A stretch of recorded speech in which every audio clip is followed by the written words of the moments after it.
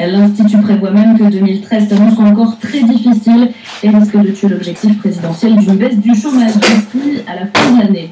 Des suppressions de postes validées chez Renault, l'accord de compétitivité a été signé aujourd'hui entre le constructeur et 3 organisations syndicales. Il prévoit 7500 suppressions d'emplois en échange de la préservation de la production en France. La marque aux losanges espère réaliser par ce biais 500 millions d'économies. On écoutera le patron de Renault, Carlos Ghosn, d'ici une grosse demi-heure maintenant. France Info, 15h et 7 minutes de mort et un blessé grave dans une fusillade à Marseille. La cité phocéenne est de nouveau frappée par des violences meurtrières. Ça s'est passé ce matin, cité des Bleus, dans le 13e arrondissement, un secteur déjà touché par un règlement de compte en 2010.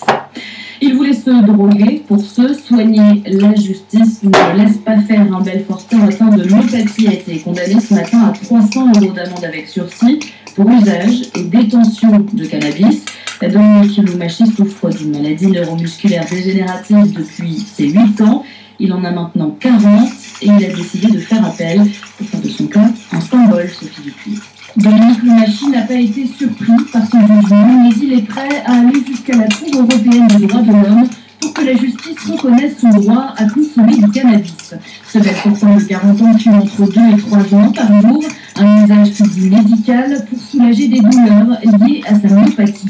Pour l'instant, Dominique Loumachi se sent stigmatisé par la justice. Je ne pense pas vraiment que je suis condamné, mais vraiment, ça fait 17 ans que j'y suis pour me soigner.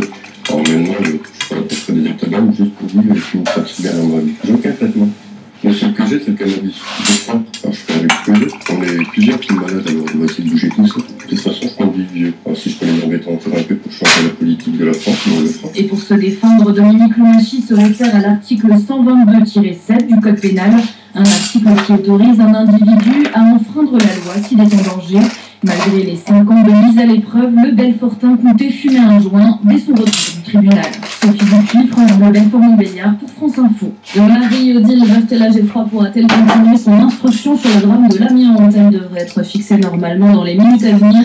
Le Conseil supérieur de la magistrature doit décider de sa mutation.